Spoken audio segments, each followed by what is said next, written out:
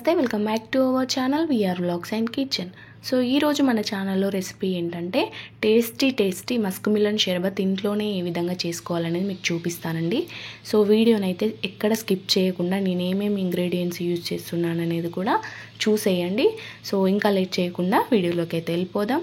Firstly పొయ్యి పైన pan పెట్టుకొని అందులోకి 2 గ్లాసుల పాలు, చిక్కటి పాలుని యాడ్ చేసుకోవాలి. ఆ తర్వాత అదే గ్లాస్తో 3/4 గ్లాసు వాటర్ తీసుకోవాలండి. సో ఇలా 3/4 గ్లాస్ వాటర్ యాడ్ చేసుకున్న తర్వాత ఇవి కొంచెం హీట్ అయ్యాక ఇందులోకి 2 టేబుల్ స్పూన్ల సగ్గుబియ్యం, 2 గంటల పాటు నానబెట్టుకున్న సగ్గుబియ్యంని యాడ్ చేసుకోవాలండి. ఇలా నానబెట్టుకోవడం వల్ల సగ్గుబియ్యం అనేవి త్వరగా ఉడికిపోతాయి అన్నమాట. సో ఇలా యాడ్ చేసుకున్న తర్వాత ఒక 10 మినిట్స్ అట్లా లో ఫ్లేమ్లో పెట్టుకొని ఉడికించుకోవాలి. త్వరగానే ఉడికిపోతాయి నానబెట్టుకున్నాం కాబట్టి. సో ఇవి బాగా ఉడికిన తర్వాత ఎలా ఉంటాయో మీకు చూపిస్తాను, కొందరికి అర్థం కాదు. సో కంప్లీట్గా ఇట్లా మనం రైస్ ఎలా ఉడుకుతుందో అలానే ఉడికిపోతాయండి. నార్మల్గా ఇవి చిన్నపిల్లలకి ఫుడ్ చేసేటప్పుడు ఎక్కువగా యూజ్ చేస్తారు. హెల్తీ అన్నమాట, చలువ చేస్తుంది అంటారనమాట. సో అందుకే ఈ జ్యూస్లో నేను మా బాబు కోసం ప్రిపేర్ చేస్తున్నాను. సో చూడండి, మనకి ఇవి సగ్గుబియ్యం అనేది ట్రాన్స్పరెంట్ అయిపోతుంది, కంప్లీట్గా కనిపిస్తున్నాయి కదా మనకు. దానిమ్మ గింజలు ఎలా కనిపిస్తాయో అవి రెడ్గా ఉంటాయి, ఇవి వైట్గా అవుతాయి, అంతే అనమాట. సో ఇలా అయితే ఉడికినట్టు.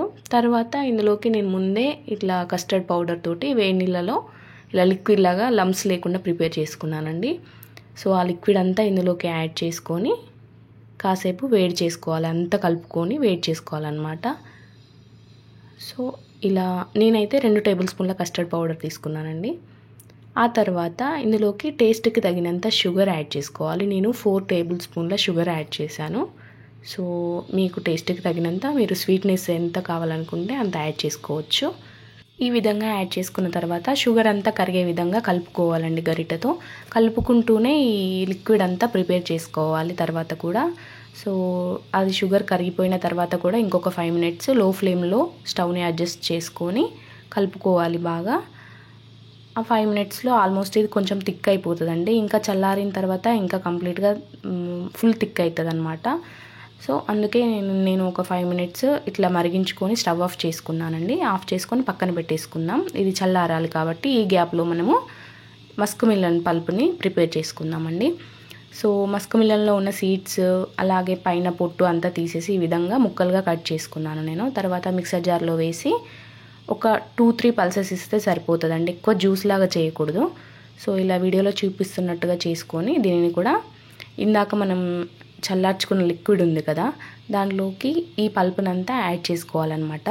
ఇలా యాడ్ చేసుకున్న తర్వాత ఇందులోకి ఒక 5 నిమిషాల పాటు నానబెట్టుకున్న 2 టేబుల్ స్పూన్ల సబ్జా గింజల్ని యాడ్ చేసుకోవాలండి. ఇవి బాడీలో హీట్ని రెడ్యూస్ చేస్తాయి అన్నమాట, చాలా హెల్దీ అని చెప్పుకోవచ్చు.